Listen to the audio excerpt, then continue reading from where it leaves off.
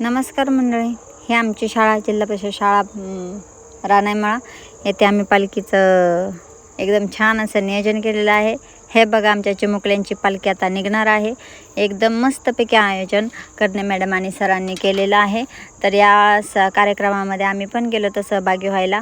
एकदम छानपैकी आपले वारकरी कसे नटून थटून आले, विठ्ठल रुक्माई तर तुम्हाला दिसत असतील बघा किती छान। आणि ही पालखी पण त्यांनी खूप छान सजवलेली आहे मुलांनी मॅडमने।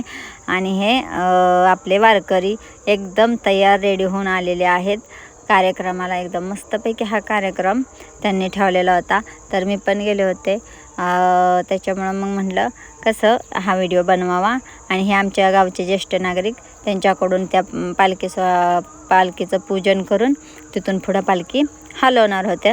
तर हे जाता जाता हा व्हिडिओ म्हणलं बनवावा। हे बघा किती छान पालखीसाठी सगळे रेडी झालेले आहेत। एकदम मस्त नियोजन केलं मॅडमने। आणि तिथून पुढे मग मुलं सोबत होती, त्याच्यामुळे माझा काही व्हिडिओ बनवला गेला नाही। तिथून मग आम्ही पोचलो एका झाडाखाली विश्रांतीसाठी।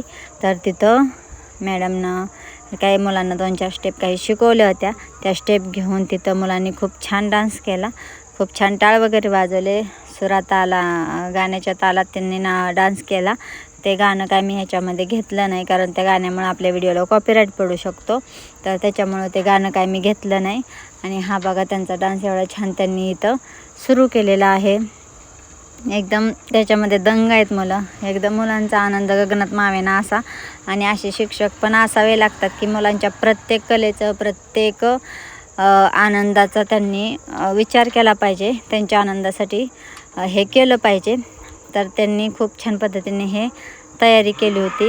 तर मुलं बघा किती खुश आहेत। आनंदवारी मुलांची किती छान सोहळा चालला आहे बघा पालखीचा।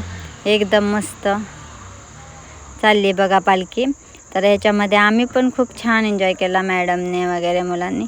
अशी तर आमची इथं पालखी सोहळा तुम्हाला कसं वाटतंय? रिंगण बघा कसं चाललंय, मध्ये पालखी आहे, कडाने आमचे वारकरी